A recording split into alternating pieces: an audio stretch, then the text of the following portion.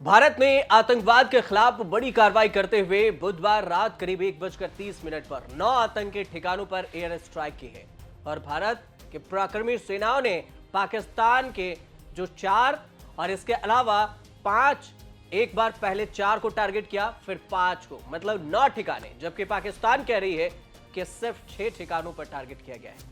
बहावलपुर को सबसे ज्यादा जैश ए मोहम्मद का गढ़ है और ये एलओसी से 400 किलोमीटर दूर बताया जाता है। जहां जो मस्जिद है सुभान अल्लाह, इस मस्जिद में जैश का कैंप बताया जाता है कि जैश के जो आतंकी है वो यहीं से ट्रेनिंग लेते हैं और फंडिंग भर्ती का केंद्र था। इस पर भी भारतीय सेना ने स्ट्राइक किया है। जैश ए मोहम्मद के संस्थापक मौलाना मसूद अजहर बहावलपुर का ही रहने वाला है। ये वही सुरक्षा परिषद है जिसमें जैश ए मोहम्मद के ठिकानों की बात कही जा रही है।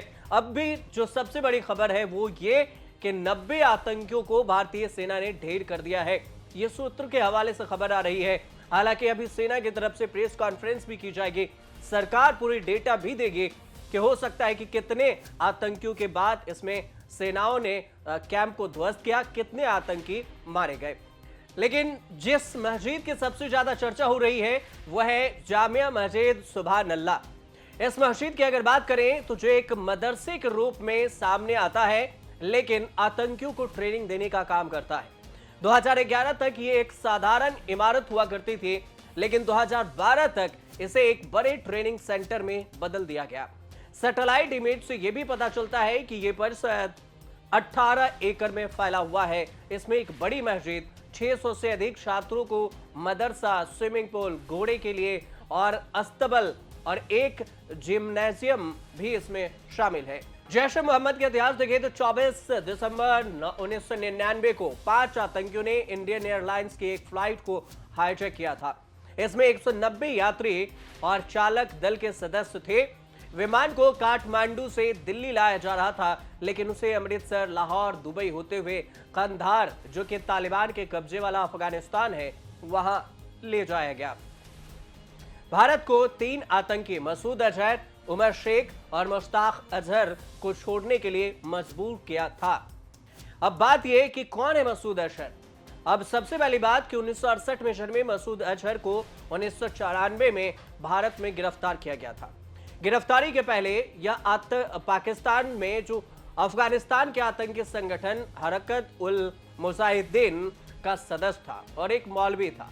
रिहाई के बाद मसूद अजहर ने जैश ए मोहम्मद के स्थापना की और यह संगठन कट्टरपंथी इस्लामी विचारधारा वाला देवबंदी स्कूल से प्रेरित है। इसमें देखें तो कुल मिलाकर 2000 के बाद भारत में कई हमले भी हुए। जम्मू कश्मीर विधानसभा हो या फिर भारतीय संसद हो, इस सब पर जैश के आतंकी ने हमला किया। जैश ए मोहम्मद की शुरुआत 31 जनवरी 2000 को होती है, कराची में होती है। आतंकवादी गतिविधियों को शुरू करने से पहले अजहर अफगानिस्तान गया था, जहां उसने अल कायदा के पूर्व प्रमुख ओसामा बिन लादेन से मुलाकात की थी और इस संगठन को आईएसआई से न सिर्फ बुनियादी ढांचे में मदद मिली, बल्कि फंडिंग और विदेशी जो दौरे थे उसे कराने में भी सहयोग मिला। लेकिन अब बहावलपुर में जो ऑपरेशन हुआ, इसमें भारतीय सेनाओं ने मिसाइल से भारतीय सेना ने आतंकी ठिकानों को ध्वस्त किया है। 9 आतंकी ठिकाने हैं। सबसे बड़ी खबर यही है कि 9 आतंकी ठिकाने ऑपरेशन सिंदूर और इससे आतंकियों के गढ़ को भारतीय सेना ने ध्वस्त कर दिया है। 22 अप्रैल को जम्मू कश्मीर के बैसरन घाटी में आतंकी हमला हुआ था, जिसमें 26 से 27 लोगों की मौत हो गई थी और इसके बाद भारतीय सेना से लगातार कार्रवाई की मांग की जा रही थी। सरकार खुली छूट दे रखी थी कि आखिर भारतीय सेना जो करना चाहे वो कर सकती है। मोदी से यह कहा गया था आतंकवादियों के द्वारा कि जाओ मोदी को बता देना धर्म पूछकर मारा था और इस वजह से इस बार जो ऑपरेशन हुआ इसमें ऑपरेशन सिंदूर नाम दिया गया है। काफी सेंसिटिव नाम है और इससे यह भी पता चलता है कि आतंकियों को भारत ने करारा जवाब दिया। भारतीय सेना ने पाकिस्तान के 9 ठिकाने जहां पर आतंकी का कैंप माना जाता है, उस 9 ठिकानों को ध्वस्त कर दिया है। अब इससे जो 9 ठिकाने हैं, उस 9 ठिकाने में आपको पहले यह भी बता दें कि 9 ठिकानों में कौन कौन से हैं।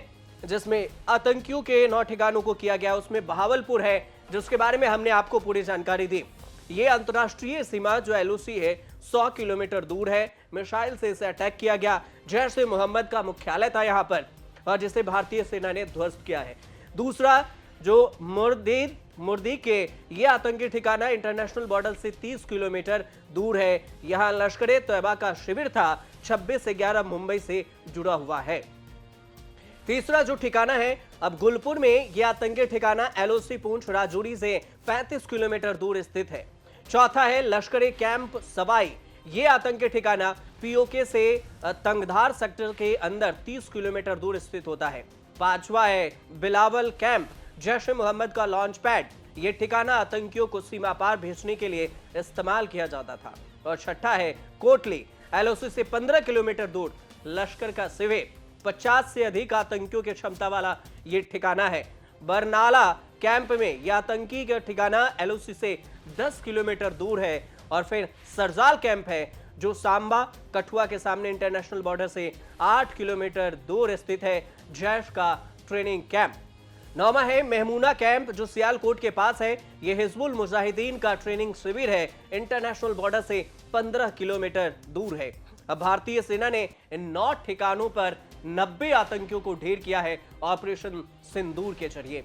मतलब हम पाकिस्तान के अंदर घुसे भी, उसमें भी मिसाइल से, और 9 ठिकानों को चुन चुनकर भारतीय सेना ने ध्वस्त कर दिया है।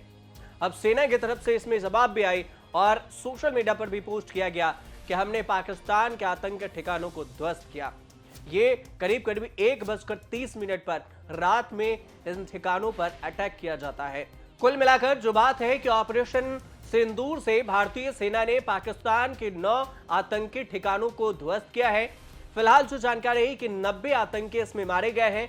इस पर कुछ अपडेट आएगा तो हम आपको जरूर बताएंगे। आप हमारे साथ जुड़े रहिए और देखते रहिए न्यूज़ तक।